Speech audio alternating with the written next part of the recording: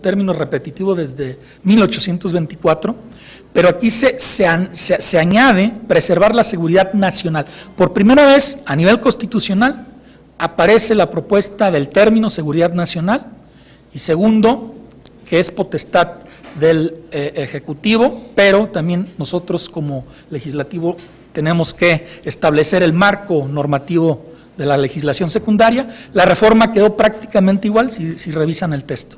Adelante. Posteriormente viene la iniciativa de la legislación secundaria que proponen los senadores Jackson y García Torres. Es una iniciativa que proponen el 30 de octubre del 2003. Ciertamente no se había promulgado la reforma constitucional, pero estaba realmente ya en puerta, estaba en el proceso de aprobación de las legislaturas estatales. Entra esta iniciativa y el dictamen se vota el 9 de diciembre del 2004. Esto es básicamente un bosquejo histórico de esas tres grandes etapas que ha vivido México y me permiten plantear el siguiente panorama de problemas que se nos presentan, ¿no? El primer problema es el problema conceptual, que ya se ha dicho bastante, donde la iniciativa Fayad proponía: la visión contemporánea de la seguridad nacional se refiere a aspectos más amplios que solo el ámbito militar. Abarca la protección de los elementos constitutivos del Estado, gobierno, territorio y población frente a las agresiones externas o internas que lesionan o ponen en peligro la soberanía y la estabilidad o el desarrollo armónico de las instituciones sociales y políticas. En el dictamen se aprobó prácticamente el mismo texto, al decir: al respecto existe aquí a nivel constitucional se rechaza que se describa o que se genere una definición. En la Constitución dice: al respecto existe consenso en que la seguridad nacional no debe ser definida en el ordenamiento constitucional en virtud de su carácter dinámico. Tampoco es viable plasmar principios tan amplios que permitan confundir la tutela de los intereses nacionales. Nos vamos a la siguiente lámina, por favor. En la iniciativa Jackson, en su artículo 3, sí se iba a definir a la seguridad nacional y decía: para efectos de esta ley. Ese término se usa para efectos de la interpretación y aplicación de esa ley.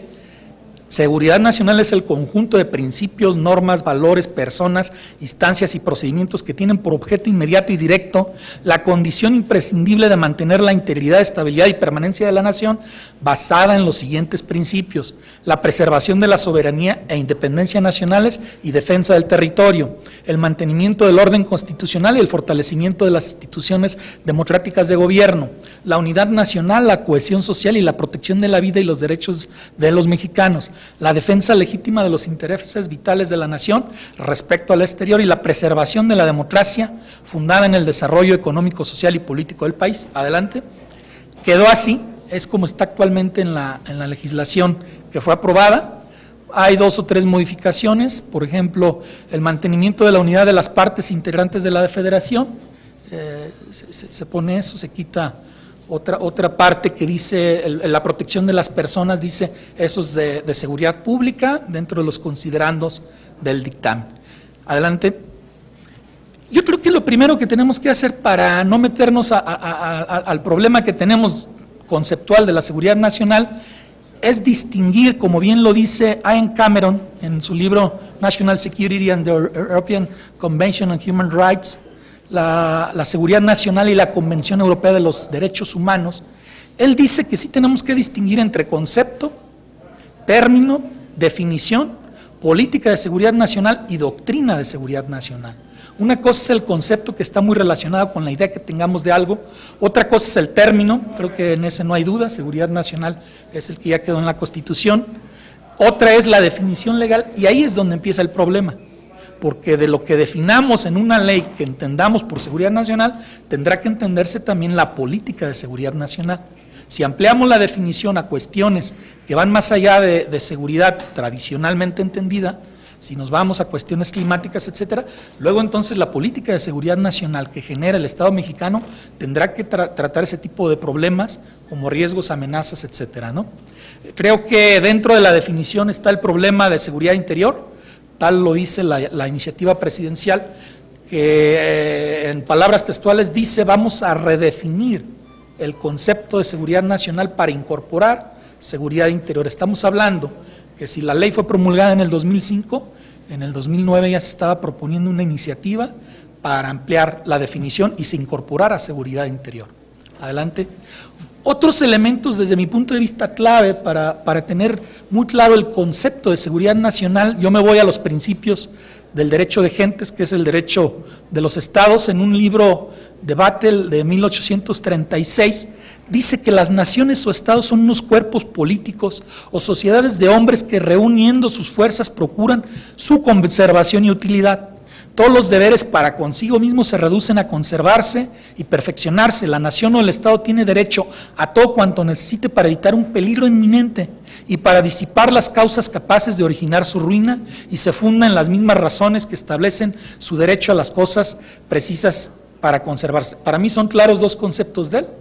El fin es conservarse y perfeccionarse. Perfeccionarse es crecer como país, crecer en cada una de las personas que integran esa comunidad política, y la otra es conservarse, evitar que existan riesgos inminentes y que le pudieran causar la ruina como comunidad política. Ian Lee también creo que es un autor muy interesante, que lo invitaron los del CISEN el año pasado a un seminario sobre derecho.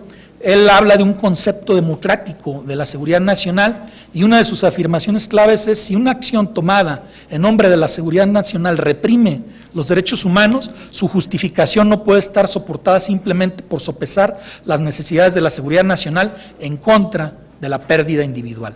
Entonces este es un primer gran problema, el conceptual. Pasamos rápidamente, tengo 3 minutos.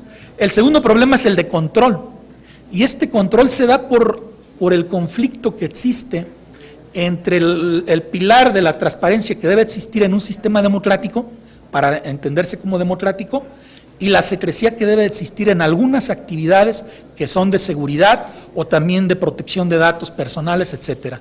Creo que este conflicto, cuando vemos la intención legislativa en estos 4 principios que se buscaba dentro del texto del dictamen, en el texto normativo no coinciden, no pueden actualizar las atribuciones del texto normativo a lo que debe de tener el control democrático a través de una comisión, como es la nuestra y lo que fundamenta su naturaleza. Adelante, pasamos otra más.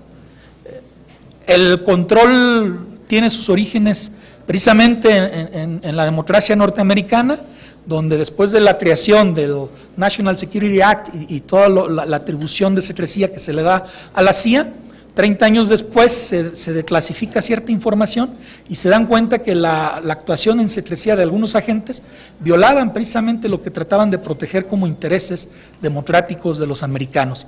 Luego entonces es cuando se crea por primera vez, y es el antecedente del control de la inteligencia y la seguridad nacional en un país democrático, con los comités selectos de inteligencia. Adelante. El tercer gran problema, ya para concluir, bueno, esas son algunas propuestas que considero que deben adecuarse en el texto normativo. Pasamos al último, el problema de la secrecía. Dice Jeremy Bentham que existe una serie, la teoría contemporánea considera indispensable la obligación de transparentar los actos de gobierno, porque la soberanía radica en el ciudadano, y él tiene que saber si las políticas que se están ejecutando le están realmente resolviendo los problemas que se plantean. Sartori incluso sostiene que las elecciones no solo son una parte mecánica de la democracia, mientras que la parte sustancial es la transparencia, porque ahí decide el ciudadano. Entonces es un problema que tenemos que resolver. Ciertamente tiene que haber un nivel alto de transparencia, pero también tiene que haber, y existe justificación para la existencia del secreto de Estado. El mismo Jeremy Bentham expuso los límites a la transparencia. Él propone 3 situaciones las cuales se tienen que evitar. Cicela Bock, que es una de las que ha teorizado sobre el tema del secreto, de la secrecía en general y secreto de Estado o secreto administrativo, también habla de 3 situaciones: una en cuestiones de seguridad, otra cuando se proteja los datos personales que el Estado obtiene de los particulares, de los ciudadanos, etcétera, ¿no? Adelante ya para...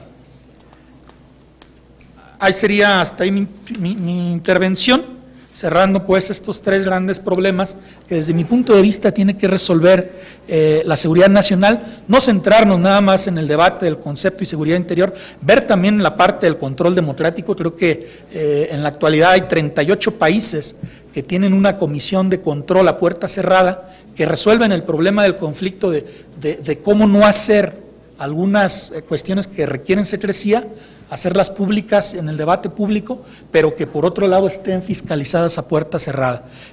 México fue evaluado este año 2011 por Freedom House como un país que perdió la democracia. Estábamos en el rango de 2-3, que son los dos indicadores que evalúa Freedom House, pero en el 2011 ya nos ponen 3-3 y luego nos ponen la categoría de un país medio democrático. Creo que sí es una cuestión que nos debe de preocupar como políticos, como sociedad. Creo que el debate tiene que abrirse para recobrar las instituciones democráticas que son parte esencial de la comunidad política llamada México. Muchas gracias.